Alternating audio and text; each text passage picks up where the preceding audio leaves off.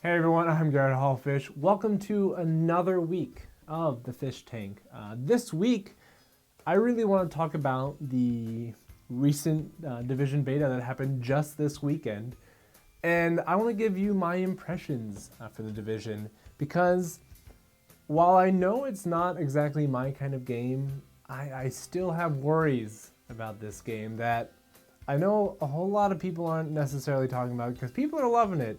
But I fear that it's not quite as bad as vanilla Destiny, but I feel like it's getting there. Before we get into all that bad stuff, let me tell you what was really good about the Division beta. Now, playing it, I love that this game had so many more RPG elements, and it wasn't just you're getting better guns with better numbers.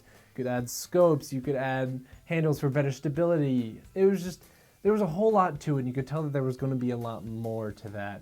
And then you also had these perks and these skills that you could customize yourself so that even if there are multiple people that are healing things, there's different ways you can heal. You might have some perk that makes you heal a certain area, a certain amount of time, or you might just like shoot kind of a health grenade. You can already tell that there's so much that's going to be done to that, to the fact that you can kind of feel that it really is an RPG game, whereas Destiny was basically just a shooter with, hey, here's a little bit of RPG stuff. And this one just feels like you can make these unique parties with different guns, different abilities, and really form a team that is completely different than any other team out there. It really feels unique in that way. Now, also, it being an online game, I have to say, the online worked flawlessly. If I set a waypoint, you guys all see it. The fact that we just seamlessly work as a team and I didn't really have any hiccups there. Occasionally you see your guy and they'd kind of be stuck in the crouch mode and just move like they're sliding around on ice. That was a little weird, but by and large, it felt seamless. They had the same experience I was having, and it felt like we were in the same game, and that's really important for an online game. And I think the reasoning for that is just because it loads the entire area and you just keep going. And so there's just little things that are cool, where the fact that you can split apart from your partner and be really far away and then fast travel to them. Sure, the fast travel takes longer than I'd like it to, but the fact that you can do those things is pretty incredible, and I'm certainly impressed by that. And then the fact that usually when you get these large open worlds, they start to lose a little bit of that graphic fidelity that you expect in smaller games. But this game, it looks really good. I mean, the characters don't always look great, but the environments, the lighting, some of the textures and everything, it just felt really believable. And this world felt lived in, and you could see that art direction just being used to its fullest to really bring you into that world. And I think they did a fantastic job with that. But that also leads me right into the bad things about the game. Not necessarily bad, just things that I expected a little more. Right off the bat, Ubisoft, it's a little weird with them. With their series like Assassin's Creed, with Watch Dogs more recently, they have a problem where they make these worlds that feel open and lived in and real, but at the same time, they feel completely empty.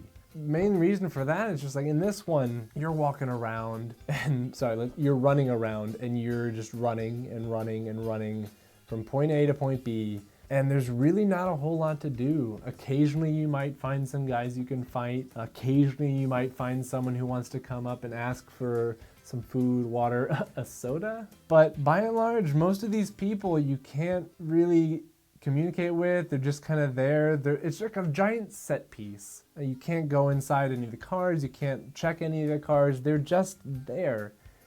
And I think that's kind of a big problem. It feels like a fake world, and that really disappointed me because while yes, you can go into some buildings, it becomes a game of look at your map and just follow the points. I mean, when you first start the game, it's great because you're grasping all of this. You want to find these loots, these treasures, but they just show up on your map, and that kind of sucks out. It comes to this point where you just kind of run and then just watch your map until something bloops over in the corner there, and then you know that there's something you can loot. And oftentimes the loot ends up just being water, soda, sometimes a med kit.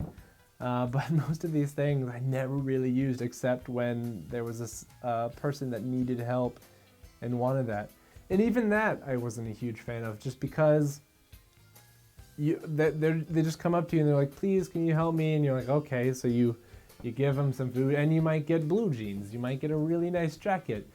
You might get a nice backpack. Sometimes they give you a weapon. It didn't quite make sense. I felt a little weird. Like, if they're in need, why are they giving me all these things, which technically you can then sell later for more money? And I don't know. The world doesn't seem as believable as I would like, and that's a disappointment. The biggest problem I have with it is that after playing through the missions, when I was playing through the missions with a friend, that felt great. I was having a blast. I was ready to turn this trip around, pre-order the game. I was ready to put all my money on it. And then I defeated the missions that were already in the game. And I know there's not a lot in the beta, but I felt like there wasn't enough outside of the missions for me to do. There was no reason for me to really loot anymore. There were so few enemies. And not only are there like so literally few enemies in the game, but I mean, yes, this is the beta, but there weren't a whole lot of enemy types. It was either the guy with the gun, the guy with the shield and the axe, the guy with the bat, or my personal favorite, the guy with the flamethrower. That was actually the enemy that I really enjoyed, because you'd be firing them, and if you could aim just right and hit their little gas tank there, you'd see the flames spout out, and then all of a sudden they would explode, and it was really good for tactical uses. You could try to hit those, and you could hopefully destroy a number of them.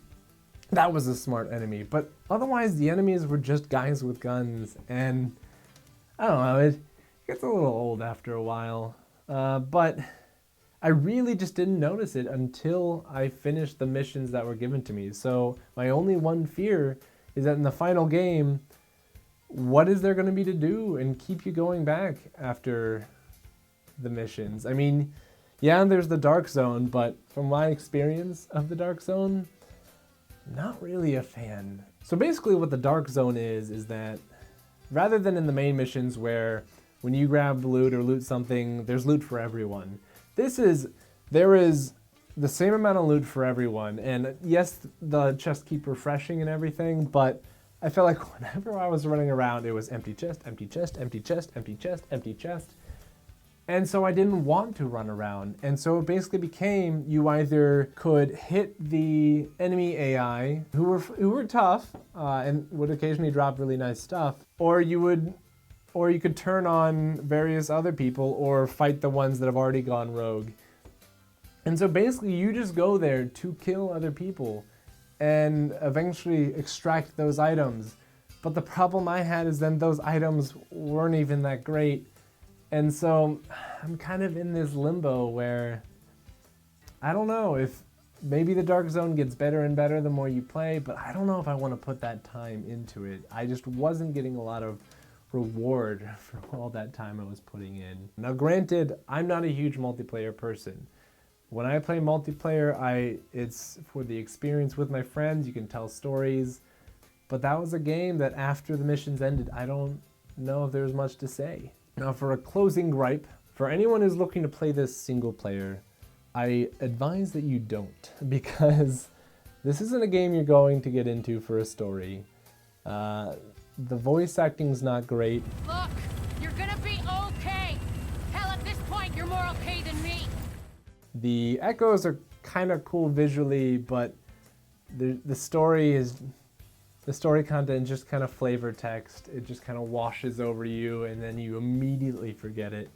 I just don't think it's a game for single players. So if you do get this game, I really hope you're playing with friends, because I know you guys will have fun with it as long as you have a reliable party that you can keep playing with.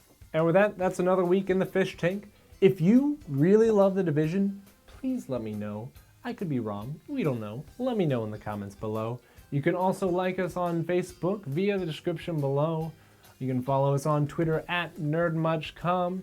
And please, for the love of God, press that little subscribe button if you like these videos. It helps in every which way. And with that, I'll see you next time.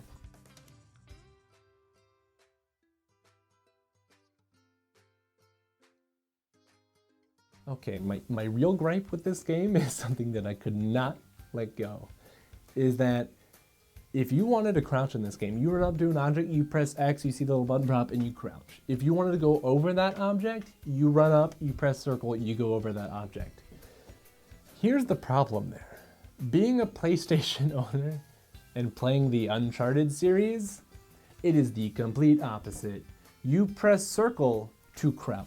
You press X to go over. So every single time in this game that I wanted to crouch, I would then go over. Or if I wanted to go over, I would crouch. And it got on my nerves.